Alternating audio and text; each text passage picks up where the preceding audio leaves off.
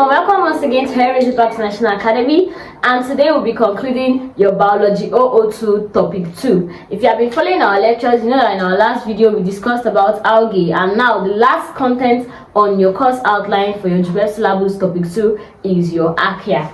They want us to talk about the general features of Archea, the origin and the evolution of Archea. Now let's talk about the Archeas. First of all, if they ask you what are Archeas, Archeas are unicellular prokaryotic organisms. They are unicellular prokaryotic organisms.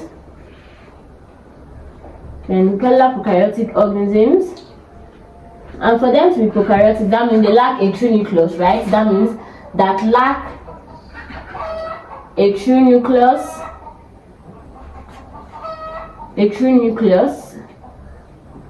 and a membrane-bound organelle,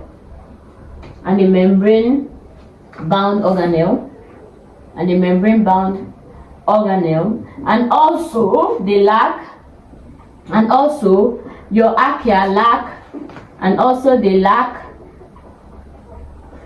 peptidoglycan cell wall. But they are said to have a pseudo-peptidoglycan cell wall, that also contain protein. In biology generally, you know the word pseudo means false. So they are said to have a false peptidoglycan cell wall. So because generally your prokaryotic organisms are your Archeas and your bacteria, but your bacteria are the ones that have peptidoglycan cell wall, and your Archeas are the ones that have no peptidoglycan cell wall, but they are said to have a pseudo-peptidoglycan cell wall. If you have been following our previous lecture, you know when we talked about bacteria and classified them based on their cell wall are gram-negative and gram-positive. But that's not what we're about to discuss today, because that has been discussed in our previous lectures. Now today we want to talk about the general features and general characteristics of Archeas. So the general features of Archeas,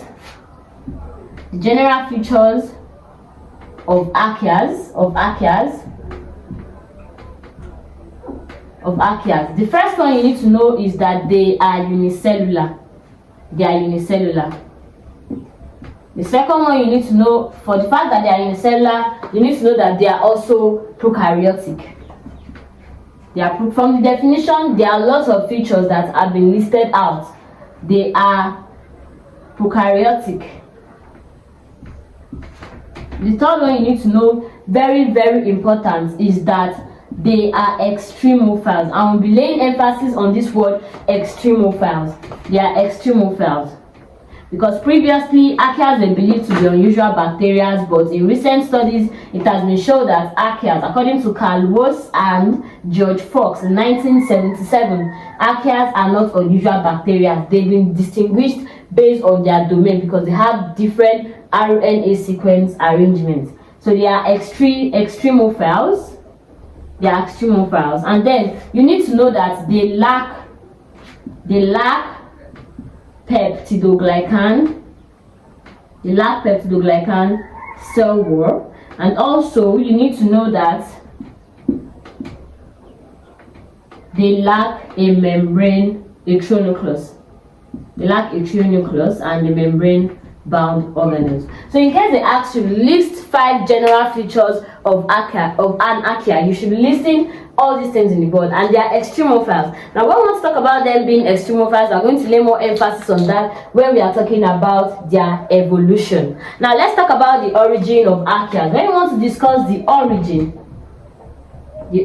of Archeas, so first of all, you need to know that Archeas were believed to have originated around 3.5 to 4 billion years ago. And like I said, they were thought to be unusual bacteria, but recently, when a scientist performed a rRNA test sequence, you know, RNA is divided into 3. Your rRNA, your tRNA, and your mRNA. Where your rRNA is your ribosomal RNA, your tRNA is your transporting RNA, and then your mRNA is your messenger RNA. During protein synthesis, you understand when we're talking about your transcription and your translation factor in your dogma series, and that will be discussed in other lectures, not in this lecture. So in your origin of your Archeas, you need to know that Archeas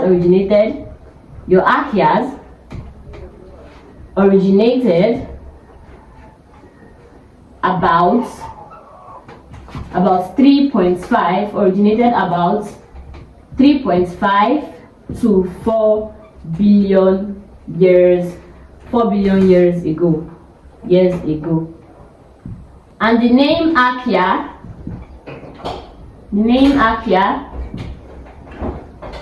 came from the word archaeosis, meaning ancient. It came from the word archaeosis, meaning ancient.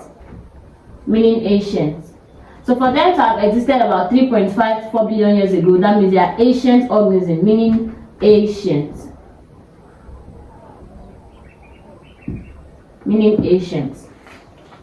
Now that's the origin of Archea. They originated about 2.5 to 4 billion years ago. Now when we're talking about the evolution of Archeas, we are going to be discussing about a scientist known as Carl Woese and George Fox. So we are talking about the evolution of Archeas.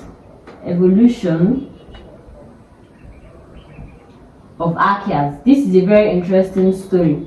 Now you need to know that in 1997 a scientist came up. These scientists, they are known as Carl Woese. In fact, the major person that performed the work was known as Carl Woese. Then later on, George Fox. In fact, they combined their work together, and then they found out that Archeas, they classified organisms in general as 3 major domains, which are your archaeas, your bacteria, and your eukaryotes. And this archaea, bacteria, and eukaryote, this domain was classified based on the difference in their RNA sequence, specifically the rRNA sequence. Like I said earlier on in the video, the rRNA, which is ribosomal RNA sequencing, and they classified these organisms in the year 1977. So the scientists named Carl Woese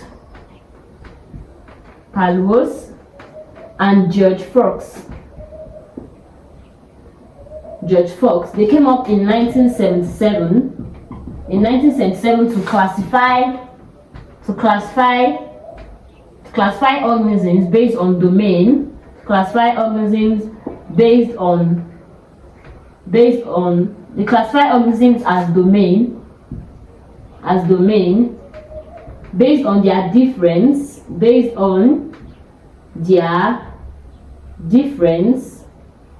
in RNA, like I said, specifically the rRNA. In the RNA, that's the rRNA, which is the ribosomal RNA, difference in RNA sequence. Now all you need to know is that they classify them as 3 major domains: the archaea, the bacteria, and the eukarya. But now today we want to focus on generally the archaeas. And I said archaeas are extremophiles, and divided archaeas into 3. Archaeas are extremophiles, are divided into 3 major. There's one they call thermophile and acidophiles, but currently they join those names together and they call them thermoacidophiles. So archaeas are divided into 3.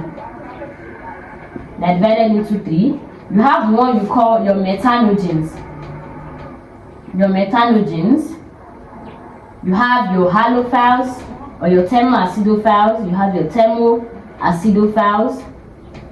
And then you also have your halophiles.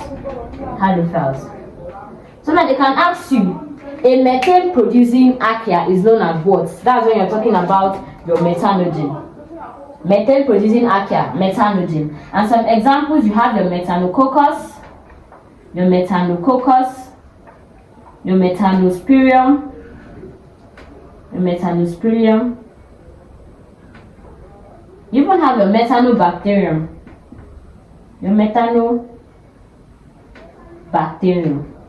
Then if you want to talk about thermoacidophiles, these are archaeas that survive. Remember when I said they are extremophiles? What does it mean for them to be extremophiles? They survive in harsh extreme conditions. So these are archaeas that can survive in high temperature and high acidity. And examples are your thermococcus. You have your thermococcus, your pyrodictium,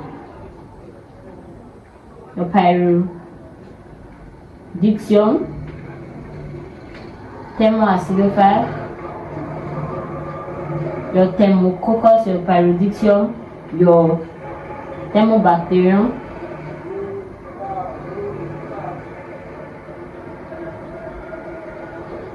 and And there's this common one that people usually mistake, your thermoflavon. The thermoflavon is actually a bacteria, not an archaea. Thermoflavon is a bacteria, not an archaea. Then your halogens, we're talking about your haloferax. Two major examples, your haloferax and your halococcus. There are many more examples you need to know, but I just gave the major ones that they are revolving around your Jupeb syllabus. So now your syllabus said we should talk about the general features, the origin and the evolution of archaeas. And this video comes to the end of topic 2 biology 002. Kindly subscribe to our channel and click on the notification button so that you'll be notified whenever we drop a new video.